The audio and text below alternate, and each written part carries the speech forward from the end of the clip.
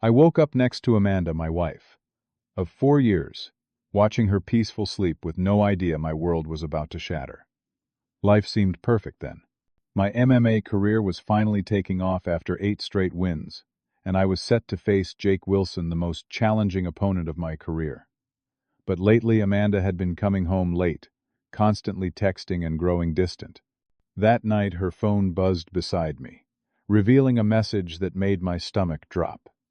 "Can't wait to see you tomorrow." He'll never know. Before I continue this story that changed my life forever, let me know where you're watching from, and hit that like and subscribe button if you've ever had to face betrayal head-on. I met Amanda 6 years ago at our local gym in Chicago. She was not just beautiful with her wavy brown hair and bright green eyes, but also intelligent and ambitious. We connected instantly over our shared love for fitness and determination to build something meaningful in life. After dating for 2 years, I proposed during a weekend trip to Lake Michigan. Our wedding was small but perfect, just 50 close friends and family members, celebrating our love in a rustic barn venue, decorated with string lights and wildflowers. The early years of our marriage were everything I had dreamed of. We bought a modest house near the lake, spent weekends hiking or trying new restaurants, and supported each other's careers. My MMA journey was finally gaining momentum after years of struggle. I had won 8 consecutive fights in the regional circuit, and UFC scouts were starting to notice. Amanda was equally successful as a marketing manager for a tech company, often working long hours but always making time for us.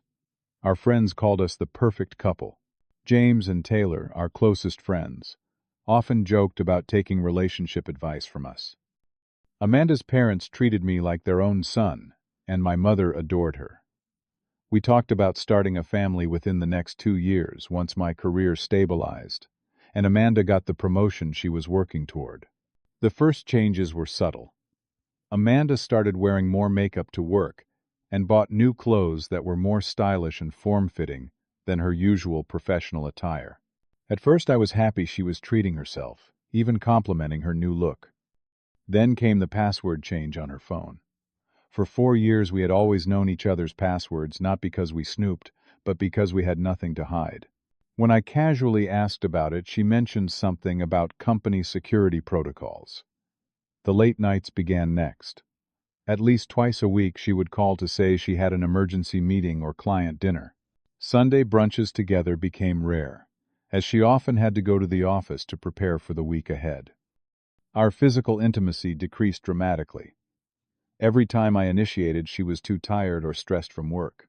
I was preparing for the biggest fight of my career, so at first I blamed my own busy schedule and stress for the growing distance between us. But one night, while Amanda was showering, her phone lit up on the coffee table. The preview message read, "Missing you already. Tomorrow same time." It was from a contact named Jake W. My heart raced as I picked up her phone, but it was locked with the new password. That night I barely slept. I considered confronting her immediately, but realized I needed more evidence. The next morning I contacted Peter Johnson, a private investigator recommended by my attorney friend. I felt guilty and invasive, but the knot in my stomach would not go away. 2 weeks later, Peter handed me a manila envelope containing photographs that confirmed my worst fears. Amanda entering the Grand Hotel downtown, holding hands with a man in the lobby, kissing him in the elevator.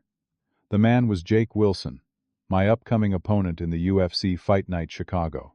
The same Jake Wilson, known for his aggressive fighting style and playboy lifestyle. The same man I had been studying on video for months, preparing to face in the octagon. I sat in my car for hours, staring at those pictures, physically ill from the betrayal. The timeline became clear. Amanda had attended a UFC event 6 months ago for a work function where she must have met Jake. What hurt most was realizing this was not just a brief mistake, but a calculated, ongoing affair. Even worse, the timing suggested Jake may have pursued her specifically because she was my wife, perhaps seeking a psychological edge for our upcoming fight. That night I finally confronted Amanda about her late nights and strange behavior, careful not to reveal what I knew. She crafted elaborate excuses about a demanding new client and her boss requiring extra hours. The lies flowed effortlessly from the same lips that used to tell me she loved me every night. I nodded and pretended to believe her, but inside, I was dying watching her performance. Sleeping beside her that night was torture.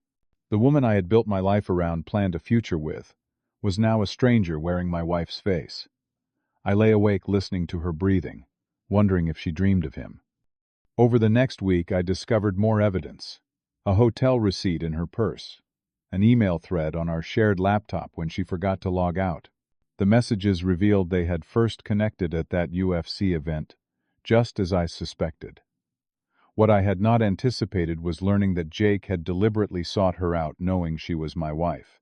One message from him read, "Imagine his face when he finds out. That alone will destroy his focus, before I even step into the ring."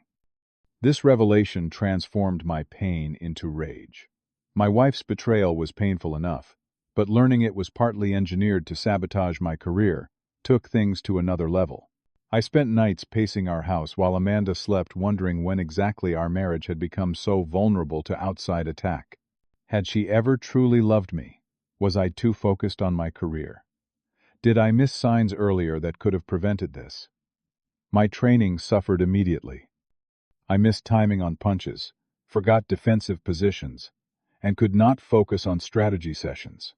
Frank Thompson, my coach of 8 years, and father figure since my own dad passed, noticed immediately.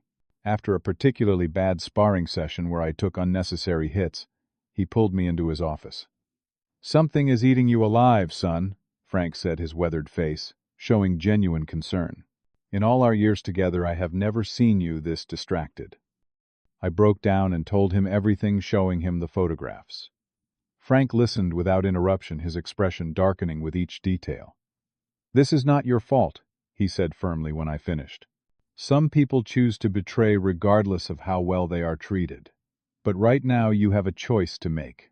Let this destroy everything you have worked for, or channel it into becoming unstoppable." Frank helped me develop a new approach. We would keep this information completely private until after the fight.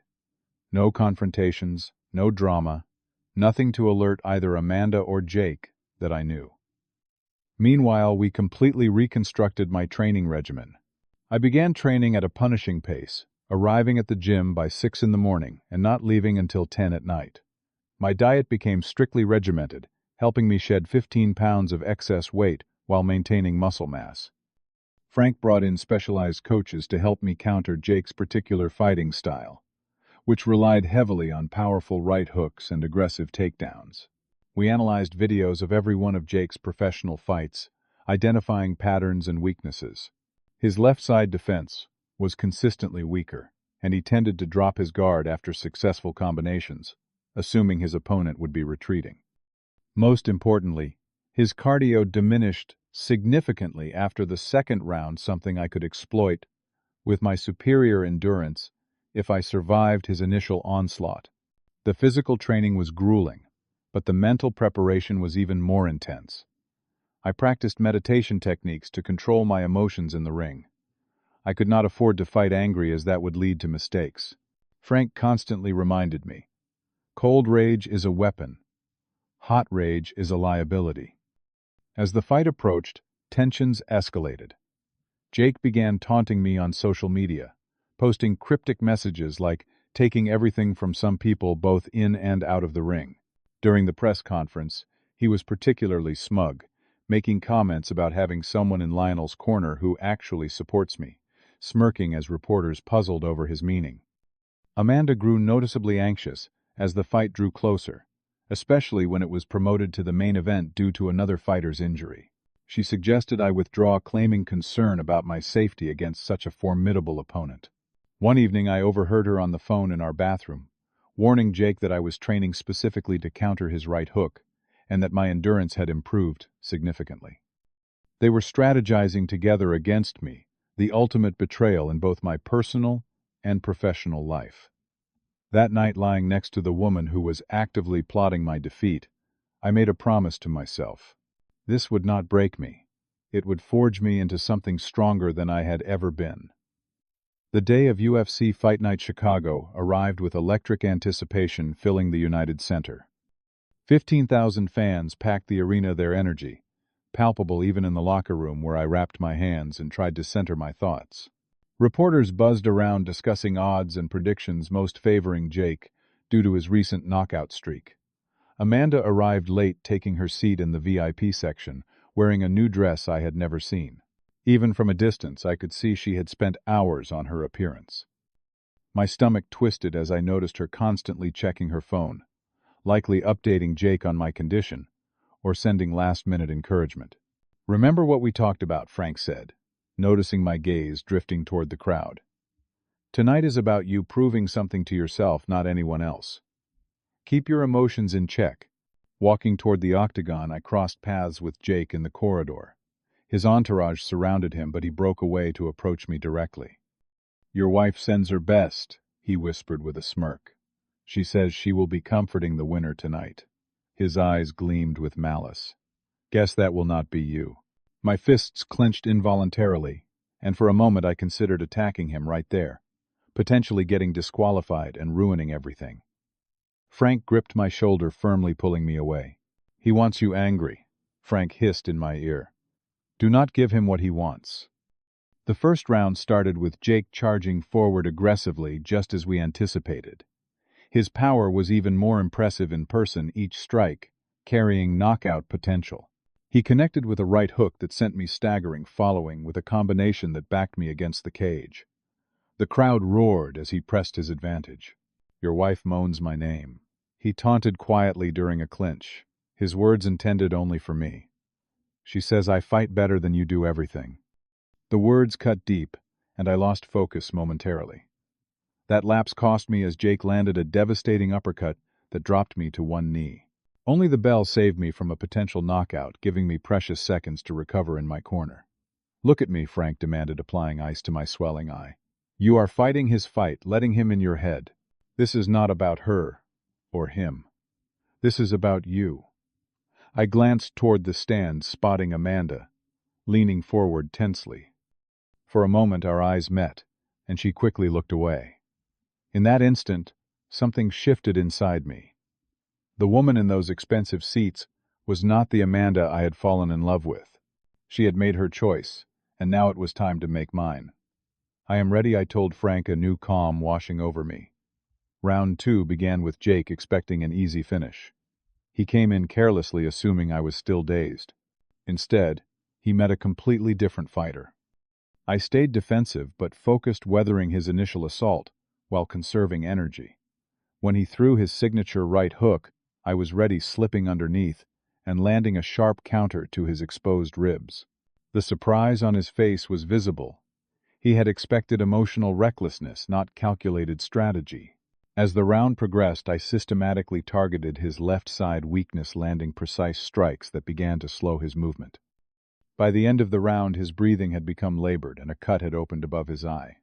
Between rounds, I refused to sit, standing calmly in my corner while Jake slumped on his stool, his coach frantically giving instructions. The crowd sensed the momentum shift, the atmosphere changing from excitement to tension. The final round would determine everything. Jake came out desperate, knowing his cardio was failing. He swung wildly, trying to end the fight with one lucky connection. I stayed patient, circling away from his power side, picking my moments carefully.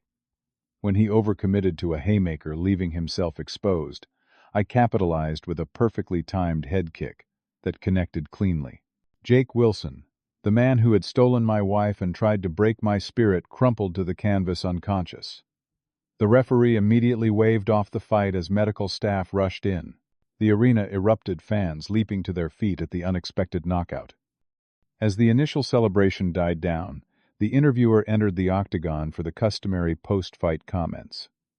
The microphone was placed in front of me as cameras broadcast live to millions of viewers. "That was an incredible performance against a heavily favored opponent," the interviewer began. "What motivated such an impressive victory tonight?" I looked directly into the camera, a moment of truth presenting itself. "Tonight I did not just defeat an opponent," I said clearly. "I defeated the man who has been sleeping with my wife for the past 6 months. Gasps echoed throughout the arena, the interviewer momentarily speechless. Cameras frantically panned to Jake being carried out on a stretcher, then to Amanda, who was pushing past people to reach the exit, her face a mask of shock and horror. Sometimes, the greatest battles are not fought in the octagon. I continued removing my gloves. But that does not mean you cannot win them both. I refused all further questions, declining both the press conference and celebration. Amanda called my phone 27 times that night. I did not answer once. When I returned home, I immediately called a locksmith to change the locks, then packed her belongings into suitcases and placed them neatly on the front porch. The following morning, I contacted my attorney and filed for divorce, citing infidelity with comprehensive evidence. When Amanda finally arrived home to find her access denied and possessions outside her composure shattered, she alternated between tearful pleas for forgiveness and angry accusations that I had humiliated her publicly. "You made your choice. 6 months ago," I told her through the door. "I made mine last night." The story exploded across sports media and beyond. UFC fighter exposes cheating wife and opponent in post-fight interview became the headline everywhere from ESPN to social media platforms. Jake Wilson's management released a statement claiming he had no comment while he recovered from a severe concussion, but his reputation was irreparably damaged. Fans and fellow fighters overwhelmingly supported me, many sharing their own stories of betrayal and redemption. Amanda's campaign to win me back became increasingly desperate. She sent handwritten letters explaining how Jake had pursued her relentlessly, how she had been flattered by his attention during a period when my focus was entirely on training. She claimed it was never about love, just a mistake born from loneliness and poor judgment. Her parents called asking me to at least speak with her. Our mutual friends tried to arrange meetings for reconciliation. Flowers and gifts arrived daily, all returned unopened. 3 weeks after the fight, I arrived home to find Amanda kneeling on my doorstep in the rain mascara, streaking down her face as she begged for another chance. "I will spend the rest of my life making this up to you," she sobbed. "I know now what I threw away." Looking at her there, I felt no satisfaction, no vindication, only a dull ache for what we once had, and what could never be restored. "I do not hate you anymore, Amanda," I said quietly. "But trust is like glass. Once broken, even if repaired, the cracks remain visible forever. We cannot go back." The healing process was neither quick nor easy. I began weekly sessions with Dr. Sarah Johnson, a therapist specializing in trauma and betrayal. Initially reluctant to open up, I gradually learned to process my feelings rather than suppress them. Dr. Johnson helped me understand that while the betrayal was not my fault, there were lessons about communication and presence I could take forward into future relationships. Needing space from Chicago and the memories there, I took a solo trip to Alaska, spending 2 weeks hiking glaciers and kayaking frigid waters. The physical challenge and natural beauty provided perspective that no therapy session could offer. In that vast wilderness, my pain seemed smaller, more manageable. Upon returning, I refocused on my fighting career with renewed purpose. The victory over Jake had catapulted me into the UFC spotlight, and I capitalized on the opportunity, winning my next 2 fights by decisive knockouts. 8 months after that fateful night, I was offered a title eliminator bout, potentially positioning me for a championship fight. Beyond the octagon, I found meaning in mentoring at-risk youth at a local community center. Teaching young people discipline, respect, and resilience through martial arts gave me a sense of purpose beyond my own career. Many came from broken homes, and I saw how sharing my own experience with betrayal and recovery resonated with them. I sold the house filled with memories of Amanda and purchased a loft downtown, designing the space to reflect this new chapter of my life. The divorce was finalized after 6 months, with Amanda receiving a settlement far more generous than her actions deserved. But I wanted clean closure rather than prolonged conflict. Jake Wilson never fully recovered from our fight, both physically and professionally. After failing concussion protocols for 3 consecutive months, he announced his retirement from MMA, later revealing that the knockout had caused lingering neurological issues. While I took no pleasure in his medical problems, there was a certain symmetry to how our stories had unfolded. 6 months after our divorce was finalized, Amanda appeared at one of my fights. She waited outside the locker room afterward, a shadow of the confident woman she once was. When security asked if they should remove her, I agreed to speak with her briefly. "I watch all your fights," she said, eyes downcast. "I am still your biggest fan." "Why are you here, Amanda?" I asked, keeping emotional distance. She knelt, suddenly surprising both me and the lingering security staff. "I know I do not deserve forgiveness, but I need you to know that losing you was the biggest mistake of my life. Not a day passes that I do not regret what I did." Looking down at her, I realized I felt nothing beyond a distant compassion for someone clearly in pain. The love, the anger, even the hurt had faded. "I forgave you months ago," I said gently, helping her to her feet. "Not for you, but for me. Carrying that anger was exhausting. But forgiveness does not mean reconciliation. We had our time, and it ended. I wish you healing and happiness, Amanda, just as I am finding mine." As she walked away, I felt the final weight lift from my shoulders. The betrayal that once defined my days had become simply a chapter in a much longer story. Through this painful journey, I learned that self-respect must always be non-negotiable. No relationship, no matter how precious, is worth sacrificing your dignity. I discovered that the darkest moments can fuel the greatest transformations if you channel the pain productively. Most importantly, I realized that true strength is not about never falling, but about how you rise again with integrity intact. Recently, I met Sophia, a yoga instructor who teaches at my new gym. Our conversations flow easily without pretense or pressure. While I am not ready to dive into another serious relationship for the first time since everything happened, I can imagine opening up to someone new.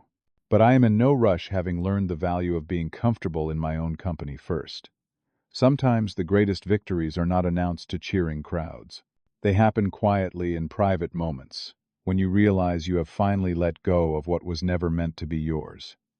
Have you ever had to make the difficult choice between holding on and moving forward? Share your story in the comments below.